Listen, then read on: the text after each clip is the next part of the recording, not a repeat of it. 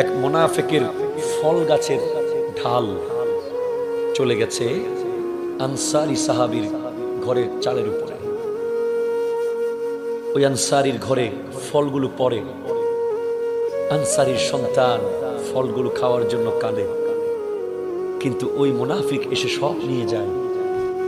সে একদিন আমার নবীর কাছে আসে, ওগো নবী, আমি আনসারী সাহাবী, আমার সন্তানের একটা ফল পায় না, এত চেষ্টা করে, প্রতিদিন ও নিয়ে যায় সব।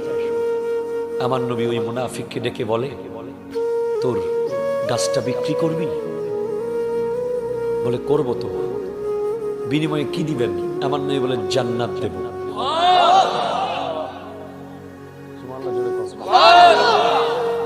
মুনাফিক কি আর জান্নাত চিনবে? জোরে কন্যা চিনবে? চিনবে না। মুনাফিক চিনে নাই জান্নাত। সে বলে, আমার জান্নাত লাগবে না, এরকম আরো ফলের বাগান দেন, একটার বিনিময়ে আরেকটা বাগান দেন, একটা গাছের বিনিময়ে বড় বাগান দেন। তা আমার নবী তো জানেন কেমন ছিল।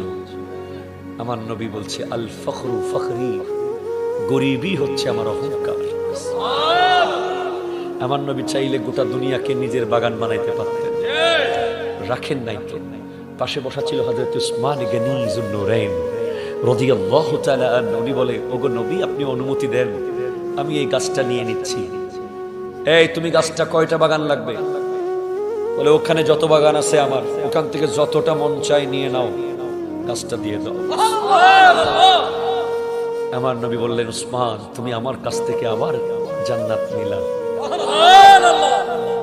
যিনি বারবার জান্নাত নিয়েছেন, যার ব্যাপারে নবীজি বলেছেন উসমান ফিল জান্নাহ, উসমান জান্নাতি, বলেছেন কে? আরো জোরে কে? সার্টিফিকেট দিয়েছেন নবী। এবার আপনি বলেন, আপনাকে প্রশ্ন করতে চাই, আপনার ঘুম কিভাবে হয়? আপনি খান কিভাবে? আপনি চলেন কিভাবে, যেখানে জান্নাত নিশ্চিত করার পরেও হযরত উসমান গনি যুন্নুরাইন যখন কবরের পাশ দিয়ে যেতেন, চোখের পানি ছেড়ে কাঁদতে কাঁদতে দাড়ি ভিজিয়ে ফেলতেন, বলতেন, আল্লাহ আমার কি হবে? হযরত উসমান গনি যুন্নুরাইন কাঁদতেন আর বলতেন, আল্লাহ আমার কি হবে? আমি কবরে কিভাবে থাকবো? আল্লাহ, কি জবাব দেব আমি কবরে? কেমন হবে আমার কবর? ওনার যদি এই পরিস্থিতি হয়, আমাদের কি হবে? কথা বলেন না, আমাদের কি উপায় আছে?